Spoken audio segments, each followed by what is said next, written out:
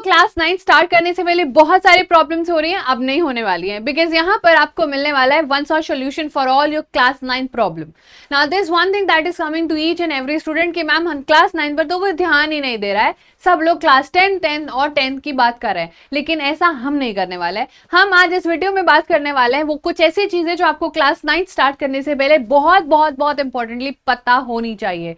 So before we actually get into the class, देखो class 9 इतनी बड़ी बिग डील है भी या नहीं?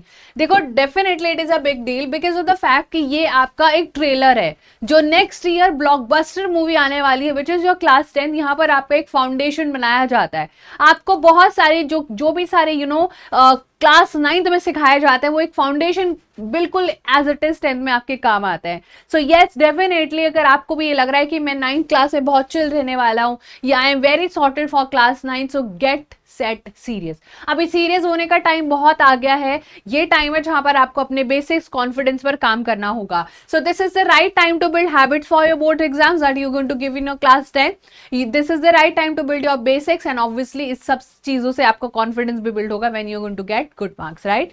कुछ चीजें हैं जो आपको नहीं करनी है क्लास 9 शुरू होने के बाद या as soon as you are in class 9।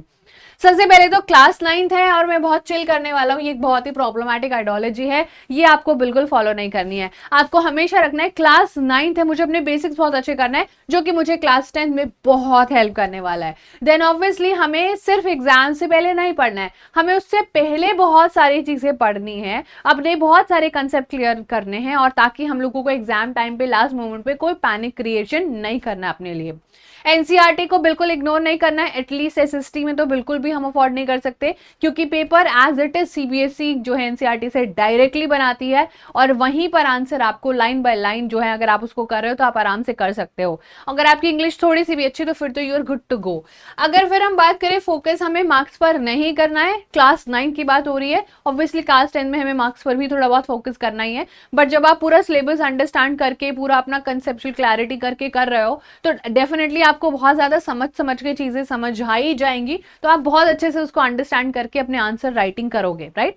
तो ये कुछ चीजें हैं जो आपको क्लास 9 में नहीं करनी है। उसके बाद कुछ चीजें हैं जो आपको डेली बेसिस पर अपने रूटीन में इंक्लूड करनी है। उनमें सिर्फ 3 चीजें, 30 मिनट रिविजन डेली करना है, whatever you are studying, it could be science, maths, EVS, science, social science, English, कोई लैंग्वेज और कोई additional subject, just revise it for 30 minutes daily. ये हमारा ब्रेक नहीं करना है। अब इससे क्या होगा ना, आपका बॉडी एक हेल्दी उसमें चला जाएगा कि 30 मिनट्स तो मुझे रिविजन के लिए करना है, ये रिकैप मुझे करना ही करना है, और ये आपको क्लास 10 में बहुत हेल्प करने वाला है।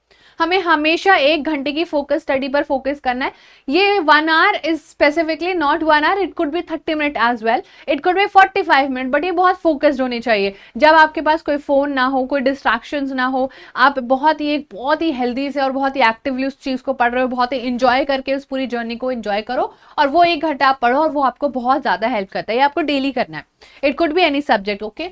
Then you can also do weekly recap. आपको जो भी आपने वीक में गोल्स थे वो आपने कंप्लीट किए, उनको रिकैप भी करना है, बिकॉज इतना ज्यादा बर्डन हो जाता है that it becomes very overwhelming to remember everything, and that is the case with all student जो क्लास 9 और 10 में होते हैं। उसके बाद देखो यहाँ पर क्या है, हम सबको टॉपर नहीं बनना, there is no need to be a topper.